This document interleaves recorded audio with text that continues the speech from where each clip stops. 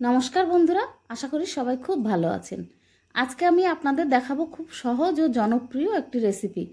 আমার আজকের recipe mixed fried rice. আশা করি আপনাদের ভালো লাগবে। অত্যন্ত সহজ অথচ অতি সুস্বাদু। চলুন তাহলে দেখে নেওয়া যাক আমি কিভাবে তৈরি করেছি।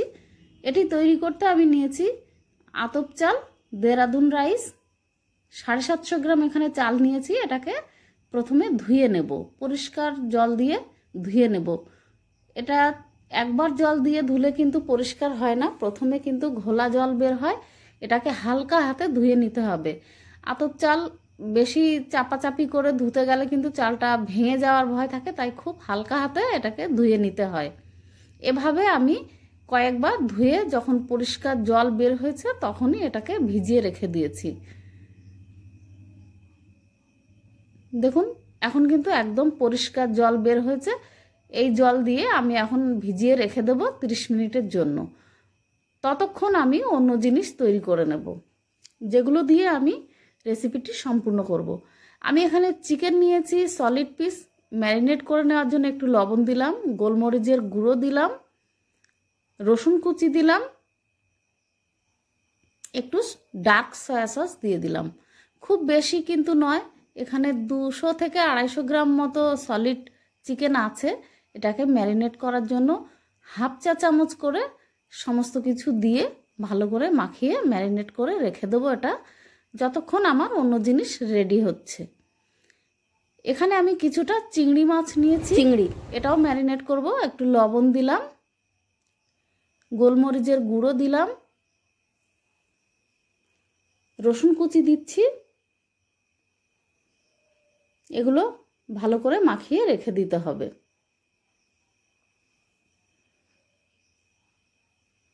আমি একটু বড় সাইজের চিংড়ি মাছ নিয়েছি, আপনারা যে কোনো সাইজেরই নিতে পারেন। মাখিয়ে নেওয়া হয়ে গেছে, এটাকে রেখে দিচ্ছি। আর এর সাথে আমি দেব পনির। 200 গ্রাম পনির নিয়েছি। ফ্রিজে রাখার জন্য একটু শক্ত হয়ে গেছে, তো পিস পিস করে কেটে নিয়েছি। এটা পরে দেখাচ্ছি কি করব। এদিকে রাইসটা আমি রেডি করে নিচ্ছি। তার জন্য বড় হাঁড়িতে বেশি করে জল নিয়েছি। জলটা যখন ফুটে উঠেছে তখন 2 চামচ লবণ দিয়ে দিয়েছি। তারপরে জলের মধ্যে ভিজিয়ে রাখা চালটা জল ঝাড়িয়ে রেখেছিলাম, সেটাকে দিয়ে দিলাম। এটা কিন্তু খুব সাবধানে করতে হবে। চালটা ভিজে থাকার জন্য কিন্তু একদম নরম হয়ে গেছে। হালকাভাবে একটু নাড়িয়ে দিলাম। রাইসটাকে খুব সুন্দর দেখানোর জন্য, সাদা করার জন্য আমি একটু ভিনিগার দিয়ে দিচ্ছি। 2 ঢাকনা মতো ভিনিগার আমি এর মধ্যে দিয়েছি। এটা কিন্তু অপশনাল সম্পূর্ণ। আপনার জল যদি পরিষ্কার হয় বা কেনা জল হয় তাহলে কিন্তু এটা দেওয়ার দরকার নেই। একটু ভালো করে মিশিয়ে নিলাম।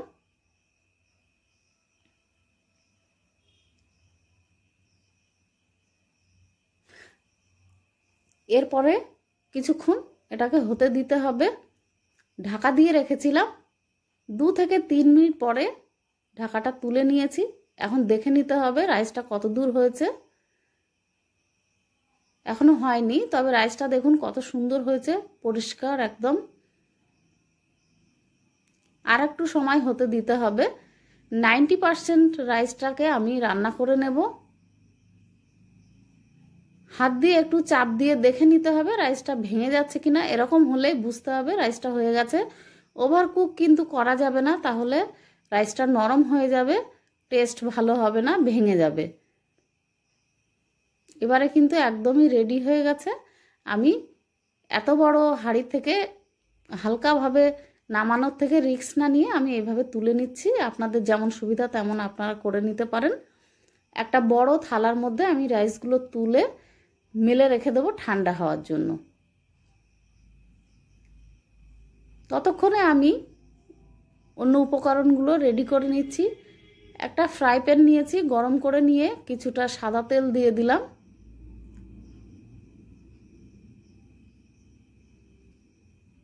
তেলটাকে ভালো করে ফ্রাই প্যানের সাথে মিশিয়ে নিলাম। এরপরে আমি পনিরগুলোকে একটা একটা করে দিয়ে দেব। খুব বেশি কিন্তু পনির ভাজার দরকার নেই, তাহলে কিন্তু শক্ত হয়ে যায়। লো টু মিডিয়ামের মধ্যে ওভেনটাকে রাখতে হবে। একটা একটা করে আমি পাতিয়ে দিয়ে নিয়েছি। এক পিঠ হয়ে গেলে আর এক পিঠ উল্টে দিতে সুবিধা হবে, যার জন্য দুই পিঠ খুব ভালোভাবে ভেজে নেওয়া যাবে একটু কালার করে।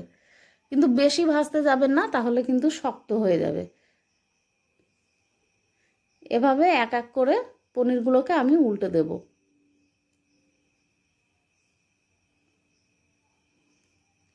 খুব তাড়াতাড়ি কিন্তু কালার চলে আসে, তাই এই কাজটা কিন্তু একটু দ্রুত হাতে তৈরি করে নিতে হবে।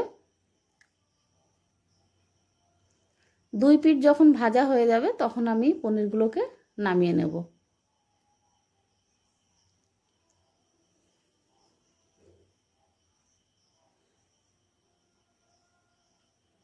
একটা বাটিতে কিছুটা লবণ দিলাম, তার মধ্যে গরম জল দিয়ে দিলাম। এর মধ্যে আমি ভেজে রাখা পনিরগুলোকে ভিজিয়ে রাখবো, কারণ পনিরগুলো শক্ত হয়ে যেতে পারে। এভাবে ভিজিয়ে রাখলে কিন্তু পনিরটা আর একদমই শক্ত হবে না। 5 মিনিট মতো ভিজিয়ে রেখে এটাকে তুলে নেব। ওই ফ্রাই প্যানের মধ্যেই আমি অন্য জিনিস রেডি করে নেব। ফ্লেমটাকে একটু কম রেখে কিছুটা কাজু বাদাম দিয়ে দিলাম, এটাকে একটু ভেজে নিচ্ছি।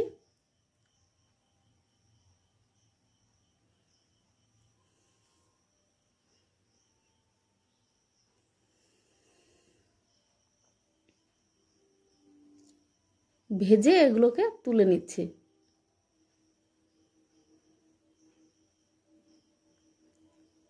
ওই প্যানের মধ্যেই আমি দুটো ডিম ভেজে নেব। একটু তেল বেশি করে দিয়ে নিলে ডিমটাকে কিন্তু খুব সুন্দরভাবে ভেজে নেওয়া যায়, জুসি করে। ফ্লেমটাকে এখানে হাই রাখতে হবে। একটু নুন দিয়ে দিলাম, গোলমরিচের গুঁড়ো একটু দিয়ে দিলাম। এরপরে স্প্যাচুলা দিয়ে নাড়াচাড়া করে ডিমটাকে কিন্তু ভেজে নিতে হবে সুন্দরভাবে।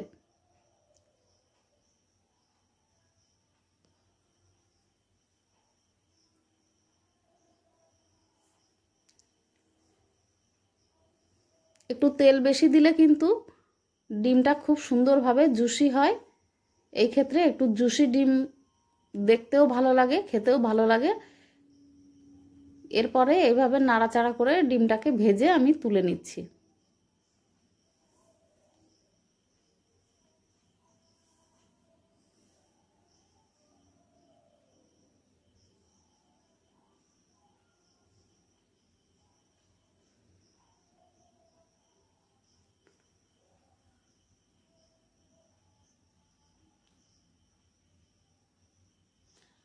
এর মধ্যেই আমি এখন চিকেনগুলো দিয়ে ভেজে নেব।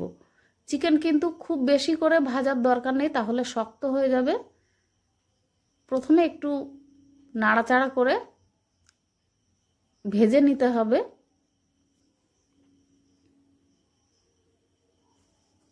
2 মিনিটের মতো একটু দিয়ে নাড়াচাড়া করে নিতে হবে।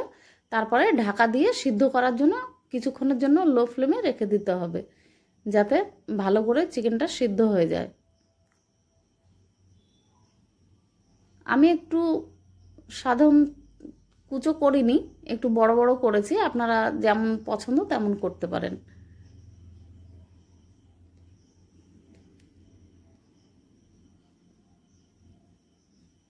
সিদ্ধ হয়ে যাওয়া পর্যন্ত কিন্তু চিকেনটাকে আমি ভেজে নিচ্ছি। এখন তুলে রেখে দিচ্ছি।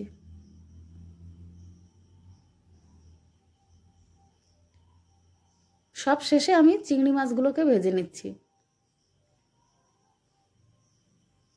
চিংড়ি মাছ কিন্তু খুব বেশি ভাজার দরকার হয় না, কারণ এগুলো শক্ত হয়ে যায় খুব বেশি ভাজলে। তাই এপিট ওপিট করে একটু কালার আসা পর্যন্ত ভেজে নিতে হবে।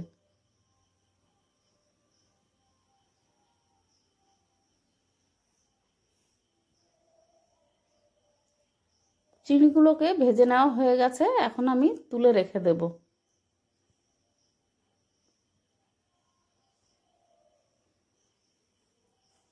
ওই প্যানের মধ্যে আর একটু তেল দিয়ে দিলাম। তেলটা আপনার প্রয়োজন অনুযায়ী দিয়ে নেবেন। একটু রসুন কুচি দিয়ে দিলাম। হালকা ভেজে নিতে হবে, তা না হলে কাঁচা গন্ধ আসতে পারে। এর মধ্যে আদা আর কাঁচা লঙ্কা কুচি দিয়ে দিলাম। এটাকেও ভেজে নিতে হবে হালকা।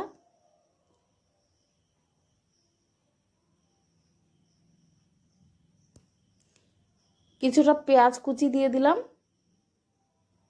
এটাকেও নাড়াচাড়া করে একটু ভেজে নিতে হবে। এই মশলাগুলোকে খুব বেশি কিন্তু ভাজার দরকার নেই, কাঁচা গন্ধ চলে যাওয়া পর্যন্ত ভেজে নিতে হবে। এর মধ্যে ক্যাপসিকাম কুচি দিয়ে দিলাম। এটাকেও একটু নাড়াচাড়া করে নিচ্ছি। সবজি আপনার পছন্দ অনুযায়ী দিতে পারেন। কিছুটা গাজর কুচি দিয়ে দিলাম। যেমন আপনার পছন্দ তেমন সাইজ করে কেটে নিতে পারেন। আমি এখানে কুচি করে কেটে নিয়েছি। খুব বেশি ভাজলে কিন্তু কালারটা নষ্ট হয়ে যায়, তাই খুব বেশি ভাজার দরকার নেই। স্বাদ অনুযায়ী লবণ দিয়ে দিলাম, একটু গোলমরিচের গুঁড়ো দিয়ে দিলাম। নাড়াচাড়া করে ভালো করে একটু ভেজে নিচ্ছি।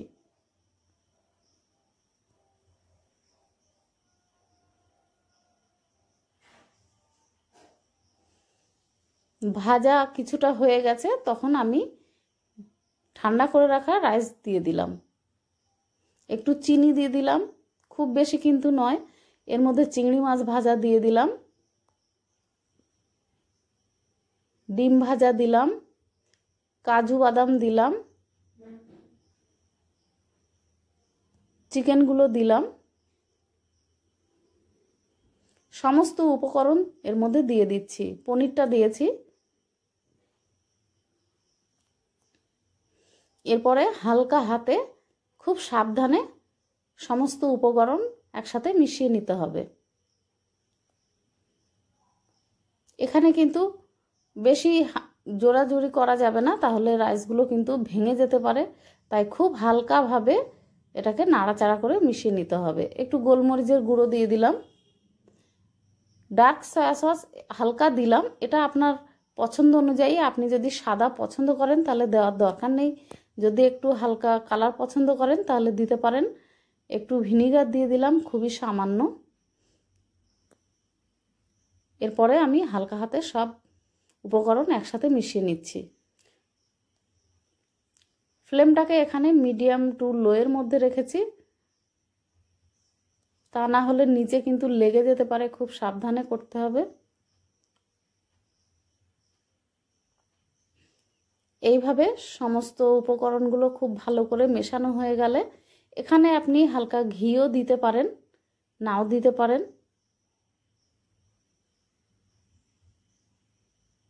তারপরে গরম গরম পরিবেশন করুন আপনার পছন্দের অন্য রেসিপির সাথে। আপনাদের কেমন লাগলো অবশ্যই জানাবেন। ভালো থাকবেন। আমার রেসিপিগুলো পছন্দ হলে আমার চ্যানেলটিকে সাবস্ক্রাইব করবেন, সাথে থাকবেন। ভালো থাকবেন বন্ধুরা।